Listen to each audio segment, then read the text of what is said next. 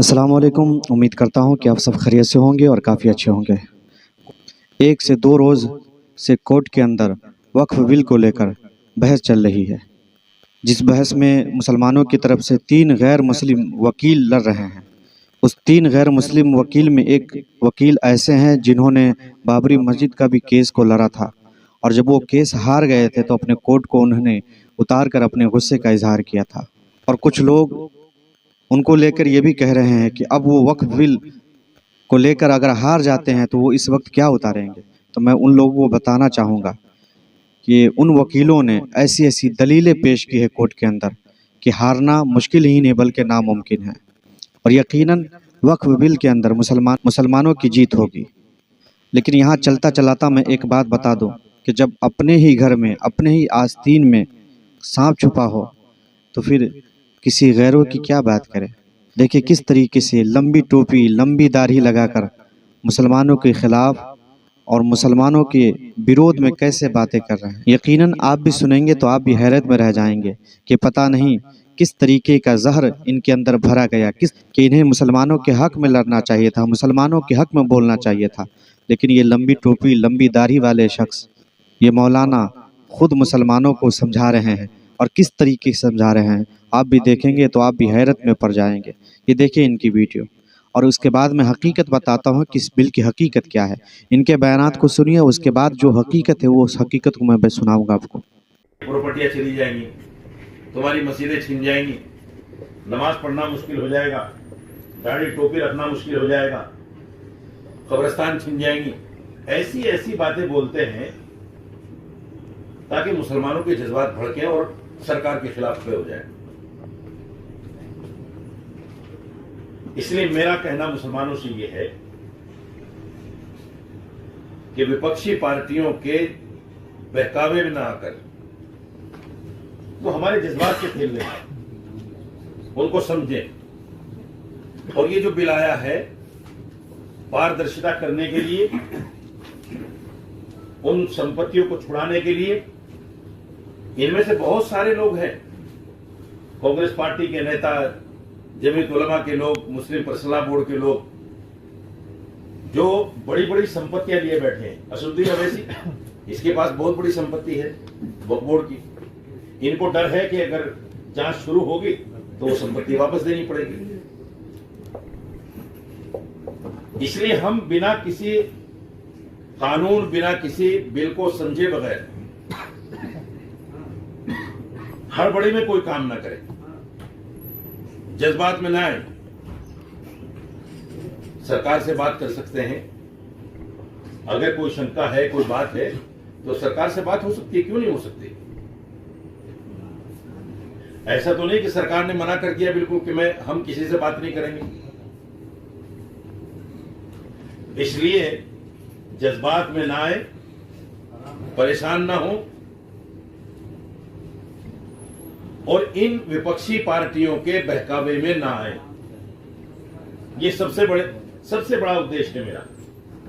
کہ ہم وپکشی پارٹیوں کے بہکاوے میں نہ آئے۔ جو تنظیمیں ہمیں ورگلانا چاہتی ہیں، سڑکوں پر لانا چاہتی ہیں، ان کے بہکاوے میں آ کر ہم سڑکوں پر نہ آئیں، کیونکہ جب سڑکوں پر آئیں گے پھر وہی بنگال جیسا سین پیدا ہوگا، ہنسا ہوگی، دکانیں جلیں گی۔ آپ نہیں کرو گے، یہی لوگ بیچ میں 10 لوگ چھوڑ دیں گے کرتا ٹوپی پہنا کر۔ فساد وہ لوگ کریں گے، نام مسلمانوں کا ہوگا۔ اس لیے کوئی بھی کام جذبات میں نہ ہو، سوچ سمجھ کر سرکار سے سمواد کریں، بات کریں۔ اور سرکار نے اتنا لمبا ٹائم بھی لیا ہے اس کو سمجھنے کے لیے، اس کو کرنے کے لیے۔ ایسا نہیں کہ آنند فانند میں سب کچھ ہو گیا ہے، ابھی بھی معاملہ کورٹ میں ہے۔ کورٹ میں ہونے کے بعد تو سب لوگوں کو خاموش بیٹھ جانا چاہیے، کیونکہ جو ہماری نیائے پرنالی ہے اس پر ہمیں پورا بھروسہ ہے کہ ہمارے ساتھ انصاف ہوگا۔ اس لیے ہم جب تک یہ معاملہ کورٹ میں ہے، جب تک کسی طرح کا کوئی جلسہ جلوس सड़कों पर आकर किसी तरह की कोई बात ना करें और इस बिल को समझने की कोशिश करें। आपने सुन लिया इनकी बातों को। अब आइए मैं बताता हूँ कि इस बिल की हकीकत क्या है। आइए मैं आपको सुनवाता हूँ इस बिल की हकीकत। ये सुनिए इस बिल की हकीकत क्या है। की तरफ से जितने वकील वहां पेश हुए थे उन सभी ने मजबूती के साथ दलीलों को पेश किया। पिछली हियरिंग में, पिछली सुनवाई में, बहस में जिस तरह की बातें सामने नहीं आ सकी थी, आज वो बातें भी सामने आई और तकरीबन 25 से ज़्यादा पॉइंट्स का तस्करा हुआ। और सुप्रीम कोर्ट के chief justice of India B are Gavai और जस्टिस एजे मसीह ने मुसलमानों की दलीलों को सीरियस लिया, माना और उन्होंने तस्लीम किया कि वक्फ अमेंडमेंट एक्ट के खिलाफ जो पिटीशन दायर की गई है, जो मुकदमा लड़ने के लिए ये लोग आए हैं, तो वाकई में सीरियस है और जो कानून है वह आइन के खिलाफ है। और चीफ जस्टिस की तरफ से, जस्टिस एजे मसीह की तरफ से जो भी सवाल किया गया, हुकूमत के तुषार मेहता से उनके लिए जवाब देना मुश्किल हो रहा था। दूसरी तरफ मुसलमानों की तरफ से जो वकला पैरवी कर रहे थे, उनसे जो भी काउंटर क्वेश्चन किया गया, उन्होंने पूरी मजबूती के साथ जवाब दिया और जजेस को आज उन्होंने हर तरह से मुतमईन करने का काम किया। आज मुसलमानों की तरफ से जो वकील बहस में शरीक थे, जिन लोगों ने आर्गूमेंट किया, उनमें पहला नाम है सीनियर वकील कपिल सिब्बल का, दूसरा नाम है एडवोकेट राजीव धवन का, तीसरा नाम है एडवोकेट सिंघवी का और चौथा नाम है हुज़ैफा अहमदी का। एडवोकेट कपिल सिब्बल ने 13 पॉइंट्स को उठाया, एडवोकेट राजीव धवन ने तकरीबन 5 अलग पॉइंट्स का तस्करा किया, उसके बाद एडवोकेट सिंघवी ने भी 9 पॉइंट्स का अलग से तस्करा किया, उसके बाद हुज़ैफा अहमदी ने भी 4 पॉइंट्स को डिस्कस किया और ये सभी बातें एक दूसरे से बिल्कुल अलग थी और चीफ जस्टिस ने इन तमाम को सीरियस लिया। इस वीडियो में मैं हर पॉइंट्स को तफसील से बताने जा रहा हूं। पिछली वीडियो में सिर्फ सरसरी तबसरा हुआ था, तस्करा हुआ था, पूरी बात सामने नहीं आ सकी थी। तो एडवोकेट कपिल सिब्बल ने आज 13 पॉइंट का तस्करा किया जज के सामने और जज ने जो भी काउंटर क्वेश्चन किया, इन्होंने उसका जवाब दिया। पहला तबसरा जो एडवोकेट कपिल सिब्बल ने किया वो यही कि वक्फ कानून तहफ़्फ़ुज़ के नाम पर वक्फ की प्रॉपर्टी पर कब्जा करने के लिए बनाया गया है। उन्होंने साफ बताया कि इस कानून में जो भी सेक्शन है, इस कानून में जो भी दफात, उससे साफ पता चल रहा है कि वक्फ के तहफ़्फ़ुज़ के नाम पर औकाफ की जो जायदाद है, जो प्रॉपर्टी है, उस पर कब्जा किया जाएगा और एक नया तनाज़ो मुल्क में शुरू किया जाएगा। दूसरा पॉइंट जो एडवोकेट कपिल सिब्बल ने उठाया वो ये कि वक्फ इस्लाम में एक मजहबी अकीदा है। जो चीज़ अल्लाह के नाम दी जाती है, अल्लाह के नाम दान की जाती है, उसको वक्फ किया जाता है। इसलिए वक्फ के मामले को सेकुलर नज़रिए से नहीं देखा जाता, वक्फ के मामले को किसी और कम्युनिटी के नज़रिए से आप नहीं देख सकते हैं, बल्कि वक्फ एक खालिस मजहबी मामला है। इसलिए इसमें दूसरों को इंटरफेयर करने का या वक्फ बोर्ड में किसी और के मेंबर होने का ज़र्रा बराबर भी कोई पहलू नहीं होना चाहिए, इसकी कोई गुंजाइश नहीं होनी चाहिए। तीसरा पॉइंट जो एडवोकेट कपिल सिब्बल ने उठाया वो ये कि इस नए कानून से वक्फ बाय यूज़र को हटा दिया गया है, जो बाबरी मस्जिद केस में भी तस्लीम किया गया था। बाबरी मस्जिद केस में कहा गया था कि वक्फ बाय यूज़र बाकी रहेगा, यानी जो भी वक्फ की प्रॉपर्टी है, जो दरगाह है, जो मस्जिद है, जिसकी हैसियत वक्फ की है, जिसको वक्फ प्रॉपर्टी के तौर पर जाना जाता है, तो उसकी हैसियत वक्फ की रहेगी, उसके अलावा उसको नाम नहीं दिया जाएगा। तो बाबरी मस्जिद केस में भी, बाबरी मस्जिद के फैसले में भी ये बात शामिल थी कि जो फैसला है कि जहां पर बाबरी मस्जिद बनी हुई थी और राम मंदिर का दावा किया गया था, तो ये फैसला सिर्फ इस जगह के लिए है कि बाबरी मस्जिद की जगह पर राम मंदिर की तामीर होगी और बाबरी मस्जिद के लिए अलग जगह दी जाएगी। लेकिन आइंदा किसी भी मस्जिद, दरगाह या किसी भी मजहबी इबादतगाह के हवाले से इस तरह का फैसला नहीं किया जाएगा। कपिल सिब्बल ने एक चौथी दलील ये दी कि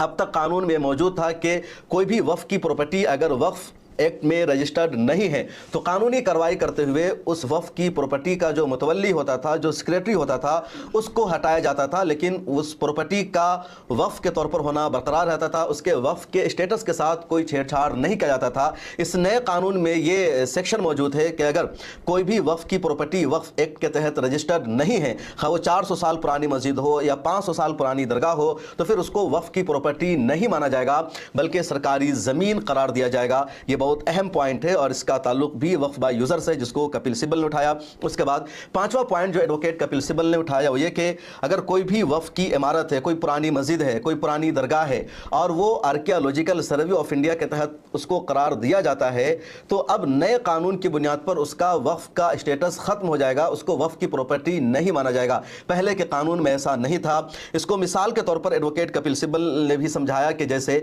संभल शाही जामा मस्जिद का मामला है,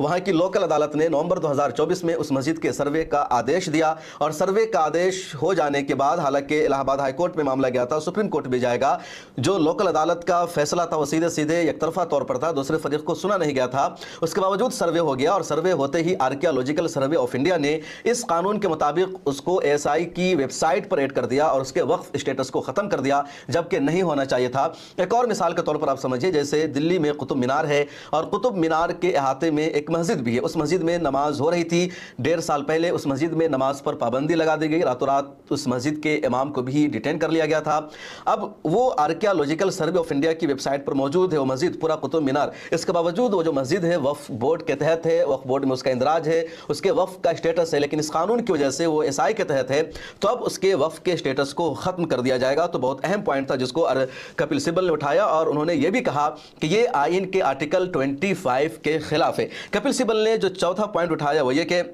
وقف کے لیے یہ شرط رکھی گئی ہے کہ وقف کرنے والا کم از کم 5 سال سے پریکٹسنگ مسلمان ہو, یعنی 5 سال سے مسلمان ہو, پھر اسلام کے عقائد پر عمل کر رہا ہو, تبھی وہ وقف کر سکتا ہے. کپل سبل نے کہا کہ یہ شرط جو لگائی گئی ہے آئین کے آرٹیکل 14, 15, 25 اور 26 کی خلاف ورزی ہے, کیونکہ آئین کی ان تمام دفعات میں مذہبی آزادی دی گئی ہے, کلچر کی آزادی دی گئی ہے, ثقافت کی آزادی دی گئی ہے, اور انڈیا میں ایسی کوئی بھی شرط نہیں ہے کہ ایک ہی مذہب کا کوئی بھی شخص دان کر سکتا ہے, دوسرے مذہب سے تعلق رکھنے والا دوسرے مذہب کے کاموں کے لیے دان نہیں کر سکتا. تو یہ جو شرط ہے آئین کی صریح خلاف ورزی ہے. مسلمان ہندوؤں کو دان کرتے ہیں, مندر کے لیے زمینیں دیتے ہیں, تو کوئی ہندو بھی کوئی اور بھی مسلمانوں کو دان کر سکتا ہے. 7واں پوائنٹ جو ایڈوکیٹ کپل سبل نے اٹھایا وہ یہ کہ شیڈول ٹرائب کا مسلمان اگر وقف کرے تو جائیداد بھی اب وقف نہیں مانی جائے گی, جو سنگین جرم ہے, سیریس معاملہ ہے. شیڈول ٹرائب میں مسلمان بہت کم ہوتے ہیں, لیکن شیڈول ٹرائب میں کوئی مسلمان ہے جس کو عموماً آدیواسی کہا جاتا ہے, تو اگر کوئی آدیواسی ہے اور وہ مسلمان ہے اور وہ وقف کرتا ہے تو اس کا وقف معتبر نہیں ہوگا. اس نئے قانون کی روشنی میں یہ بہت سیریس پوائنٹ ہے اور اس کو بھی ایڈوکیٹ کپل سبل نے اٹھایا. 8واں پوائنٹ جو ایڈوکیٹ کپل سبل نے اٹھایا ہے کہ وقف کونسل میں غیر مسلم ممبران کی اب اکثریت ہو گئی ہے. سینٹرل وقف کونسل میں کل 20 ممبرز ہوں گے اور اس میں 12 کے قریب نان مسلم ہو جائیں گے اور مسلمان صرف 8 رہ جائیں گے یا 10 رہ پائیں گے. اور جو وقف کی جو حیثیت ہے, وقف کا جو معاملہ مسلمانوں سے ہے, وقف جو مسلمانوں کا مذہبی معاملہ ہے, اس کی یہ جو شناخت اور پہچان ہے یہ ختم ہو جائے گی. یہ 8واں پوائنٹ تھا جو ایڈوکیٹ کپل سبل نے اٹھایا, اور جج نے اس کے بارے میں کیا کاؤنٹر کوشچن کیا, کیا جواب دیا, آگے میں آپ کو بتاؤں گا کہ کیا بحث ہوئی, کیا آرگیومنٹ ہوا.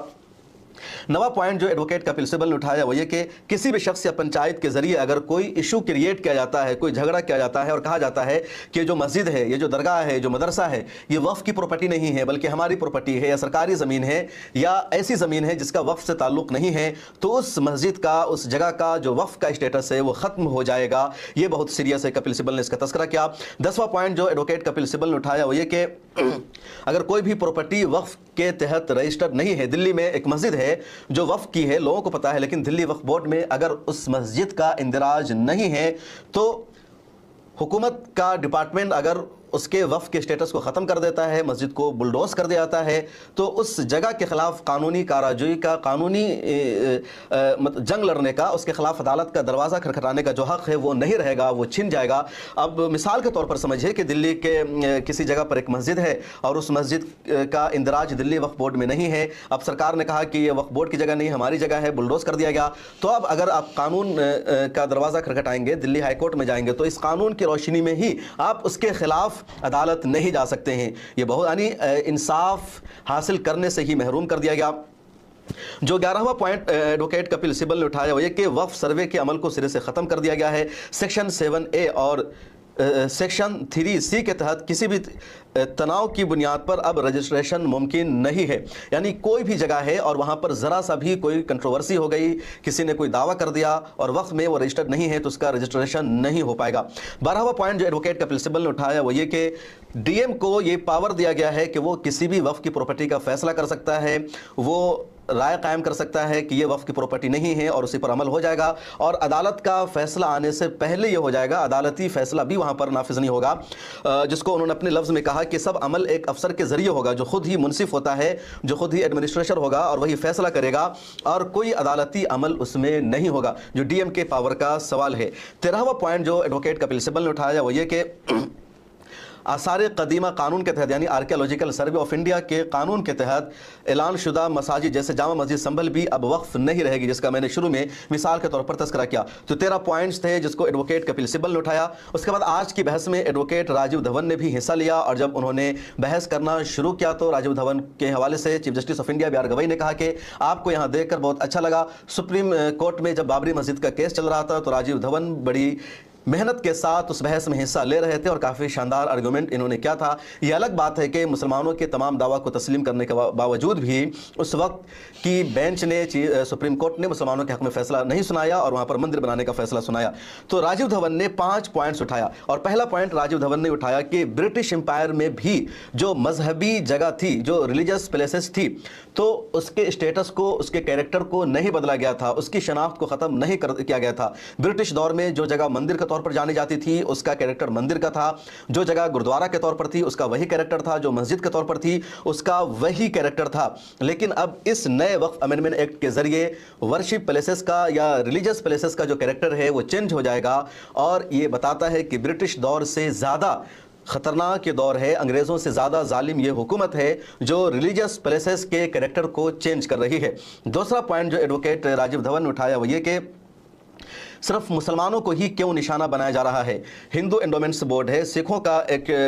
اپنا ایک گروپ ہے، عیسائیوں کے چرچ کا اپنا ایک ادارہ ہے، سبھی کے ہاں زمینیں وقف کی جاتی ہے، تو ان سب کے لیے اس طرح کا کیوں کوئی قانون نہیں لایا گیا کہ وہاں بھی ان کے بورڈز میں مسلمانوں کے علاوہ نان مسلمس ممبر ہوں گے، وہاں بھی جو 5 سال سے اس مذہب پر عمل کر رہا ہوگا اسی کو دیا جائے گا، صرف مسلمانوں کے ساتھ ہی یہ قانون کیوں لایا گیا؟ مسلمانوں کے خلاف یہ قانون ہے، اور یہ جو قانون ہے انڈیا کے سیکولر ڈھانچے کو متاثر کرتا ہے، اس کو نقصان پہنچاتا ہے، کیونکہ ہندوستان میں آئین میں تمام مذاہب کو مکمل مذہبی آزادی دی گئی ہے، لیکن یہ قانون یک طرفہ طور پر ایک کمیونٹی کو ٹارگٹ کر رہا ہے، اس لیے ہمارے سیکولر آئین کے خلاف یہ امینڈمنٹ ایکٹ ہے۔ راجیو دھون کے دوسرا پوائنٹ تھا۔ تیسرا پوائنٹ جو راجیو دھون نے اٹھایا وہ یہ کہ یہ جو امینڈمنٹ ایکٹ ہے یہ آرٹیکل 25, 26 اور 29 کے خلاف ہے، کیونکہ ان تمام آرٹیکلز میں انڈینز کو ریلیجیس آزادی دی گئی ہے، کلچرل آزادی دی گئی ہے، اور ہر طرح کے بنیادی رائٹس کی حفاظت کی گئی ہے، اور یہ جو قانون ہے مسلمانوں کے فنڈامنٹل رائٹس کا وائلیشن کر رہا ہے، مسلمانوں کے ریلیجس رائٹ کا وائلیشن کر رہا ہے، تو اس لیے آئین کے ان سیکشن کے خلاف ہے۔ چوتھا پوائنٹس جو انہوں نے اٹھایا وہ یہ کہ جو تبدیلی کی جا رہی ہے وقف امینڈمنٹ ایکٹ میں، تو اس میں کوئی مناسبت نہیں دکھائی گئی کہ پہلے کیا تھا، اب کیا کیا جا رہا ہے، پہلے جو قانون موجود تھا اس سے زیادہ فائدہ ہو رہا تھا یا اب زیادہ فائدہ ہوگا۔ تو کوئی بھی امینڈمنٹ ایکٹ جب آتا ہے، پہلے سے موجود ایک قانون میں جب کوئی تبدیلی ہوتی ہے، کوئی چینج کیا جاتا ہے، تو فائدہ دکھایا جاتا ہے کہ پہلے کے قانون سے نقصان تھا، اب اس کا فائدہ ہوگا، لیکن یہاں کوئی بھی مناسبت نہیں دکھائی گئی ہے، اور جو جائزہ ہے وہ یہ کہ یہ قانون اوقاف کی پراپرٹی پر قبضہ کرنے میں آسانی پیدا کرے گا، نہ کہ حفاظت میں۔ ایڈوکیٹ راجیو دھون نے جو 5واں پوائنٹ اٹھایا وہ یہ کہ 2019 میں سپریم کورٹ آف انڈیا کی کنسٹیٹیوشنل بینچ نے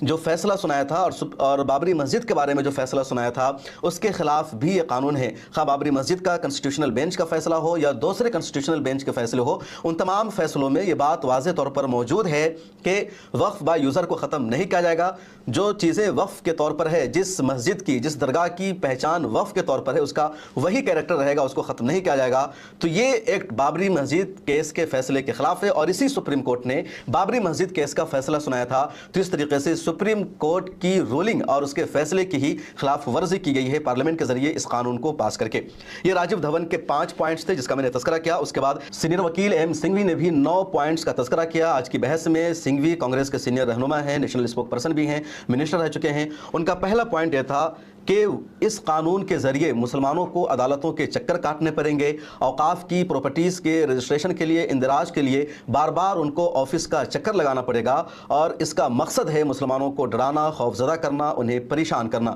دوسرا پوائنٹ انہوں نے اٹھایا کہ وقف با یوزر غیر رجسٹرڈ ہوتے ہیں، لیکن اب کوئی بھی تنازع ہوگا تو سیدھے سیدھے وہ پراپرٹی وقف کی قرار نہیں دی جائے گی، اور یہ سب سے بڑا خطرہ ہے کیونکہ کوئی پرانی پراپرٹی ہے، اس کا کوئی ثبوت موجود نہیں ہے لیکن وقف کے طور پر معروف ہے، تو اس نئے قانون کی وجہ سے ایک نئی مصیبت کھڑی ہو جائے گی۔ تیسرا پوائنٹ ایڈوکیٹ سنگھوی نے اٹھایا کہ اس قانون میں جو سیکشن 3D ہے اس کی وجہ سے 1991 کے ورشپ ایکٹ کی بھی خلاف ورزی ہو رہی ہے۔ 1991 میں انڈین پارلیمنٹ نے ایک قانون پاس کیا تھا جس کو 1991 ورشپ ایکٹ کہا جاتا ہے، اور اس قانون میں یہ واضح موجود ہے کہ 15 اگست 1947 کو بھارت میں جس عبادت گاہ کی جو حیثیت تھی، جس ورشپ پیلیس کا جو اسٹیٹس تھا، ہمیشہ اس کا وہی اسٹیٹس برقرار رہے گا، اس کے کریکٹر کو چینج نہیں نہیں کیا جائے گا. 15 اگست سے پہلے اس کا اسٹیٹس کچھ بھی رہا ہو, بابری مسجد کو اس سے صرف الگ رکھا گیا تھا, بابری مسجد کو اس قانون کا پابند نہیں بنایا گیا تھا, اور اس قانون کی روشنی میں جو کوئی بھی وقف کی پراپرٹی, اگر کوئی مسجد ہے تو اب وہ مسجد ہی ہمیشہ مانی جائے گی, کوئی درگاہ ہے تو ہمیشہ اس کو درگاہ کے طور پر ہی تسلیم کیا جائے گا.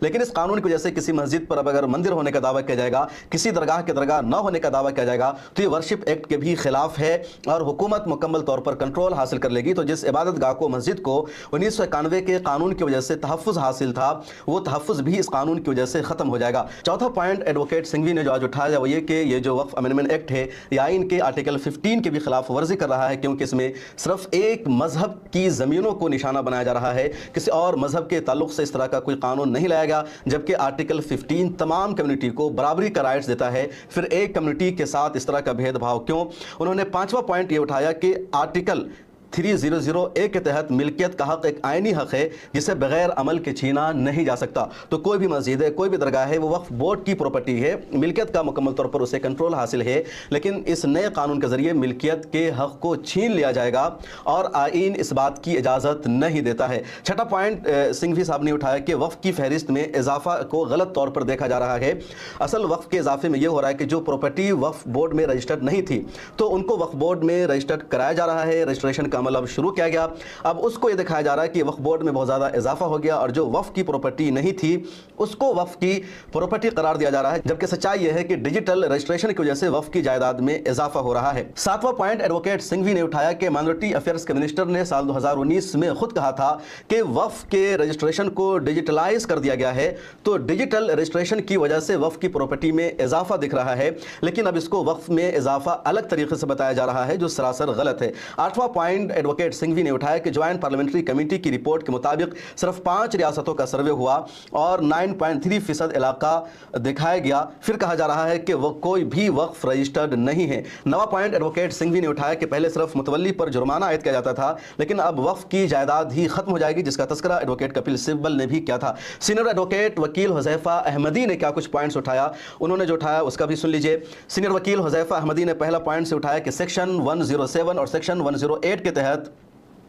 جو مہاجرین کی املاک ہے جو انڈیا چھوڑ کر جا چکے ہیں ان کی جو وقف کی پراپرٹی ہے وہ بھی اس قانون کی وجہ سے متاثر ہوگی اور اس کے وقف کے اسٹیٹس کو ختم کر دیا جائے گا. دوسرا پوائنٹ ایڈوکیٹ حذیفہ احمدی نے اٹھایا کہ وقف کا جو موجودہ قانون ہے تو اس کی وجہ سے پہلے کا جو وقف کردہ ہے, ماضی میں جو لوگوں نے وقف کر رکھا ہے اس کے وقف کی قانونی حیثیت ختم ہو جائے گی, تو ماضی کے لوگوں کے ذریعے وقف کیے ہوئے اوقاف کی جائیداد کو چھیننے والا یہ قانون ہے. تیسرا پوائنٹ ایڈوکیٹ حذیفہ احمدی نے اٹھایا کہ 5 سال سے اسلام پر عمل کرنے کی جو شرط لگائی گئی ہے وہ ناقابل عمل ہے, امتیازی سلوک ہے. کیا کوئی پوچھے گا وقف کرنے والے سے کہ تم نماز پڑھتے ہو یا شراب پیتے ہو, تم روزہ رکھتے ہو؟ چوتھا پوائنٹ حذیفہ احمدی نے اٹھایا کہ سیکشن 3D کی بنیاد پر حکومت قدیم مسجدوں کا کنٹرول حاصل کر سکتی ہے اور فوری طور پر اس کو روکا جانا چاہیے, کیونکہ 3D میں واضح طور پر موجود ہے کہ جو پرانی مسجدیں ہیں اس کا بھی آپ کو ڈاکومنٹس دکھانا ہوگا, ثبوت دکھانا ہوگا, اور پہلے رجسٹریشن کا کوئی بھی نظام موجود نہیں تھا. سپریم کورٹ آف انڈیا کے ججز نے آج مسلم پٹیشنر کی طرف سے ان وکیلوں کی بحث کو, ان کی دلیلوں کو غور سے سنا اور کل اب دوبارہ اس پر سنوائی ہوگی. Chief justice of India B R Gavai نے ایڈوکیٹ کپل سبل سے یہ پوچھا تھا کہ آپ جب یہ کہہ رہے ہیں کہ سینٹرل وقف کونسل میں نن مسلم ممبران کی تعداد زیادہ ہو جائے گی جبکہ صرف 4 ہی نن مسلم اس میں ہیں, تو کپل سبل نے کہا کہ آپ لکھ دیجئے اور وضاحت کر دیجئے کہ 4 ہی نن مسلم ممبر ہوں گے. اس کے جواب میں چیف جسٹس نے کہا کہ نہیں, ایکس آفیشیو چیئرمین کے علاوہ. تب کپل سبل نے کہا کہ بات وہی ہو جاتی ہے جو میں کہہ رہا ہوں, حکومت چالاکی اس میں دکھا رہی ہے. کپل سبل نے کہا کہ پارلیمنٹ سے جو بل پاس ہوا وہاں جو ممبرز کو کاپی سرکولیٹ کی گئی تھی اس میں سیکشن 3D انکلوڈ نہیں تھا, اس کے بعد جو ایکٹ بنا اس میں اس کو انکلوڈ کر دیا گا. چیف جسٹس نے کپل سبل سے سوال کیا کہ جو بدھ گیا کا بورڈ ہے وہاں کا جو ٹرسٹ ہے تو اس میں ہندوز بھی ہیں, تو کپل سبل نے کہا کہ وہ جو جگہ ہے دونوں کے لیے ہے, بدھسٹ کے لیے بھی ہے اور ہندوز کے لیے بھی ہے, لیکن جو مسجد کا معاملہ ہے خالص مسلمانوں کا معاملہ ہے, مسلمانوں کے عقیدے سے جڑا ہوا ہے, اس لیے یہاں بدھسٹوں کو یا اس بدھ گیا کی مثال کو لانے کی ضرورت نہیں ہے. اور جو آج گفتگو ہوئی, جو دلیلیں دی گئی, بہت حوصلہ افزا رہی, ججز نے سیریس لیا. حکومت کے سولیسٹر جنرل کے پاس ان سوالوں کا جواب دینے کے لیے, کاؤنٹر کرنے کے لیے کچھ بھی نہیں تھا, نہ پہلے تھا. اب کل اس پر دوبارہ سنوائی ہوگی 21 مئی کو. دیکھنا یہ ہے کہ کس طرح کی بحث ہوتی ہے, ہم آپ کو اپڈیٹ. آپ نے سن لیا حقیقت کیا ہے بل کی. آستین کے سانپ نے جو کہا وہ حقیقت نہیں ہے بلکہ یہ حقیقت ہے اس بل کی, یہی حقیقت ہے اس بل کی. آپ کی کیا رائے ہے اس کے بارے میں؟ کمنٹ میں اپنی رائے ضرور پیش کریں. اللہ حافظ.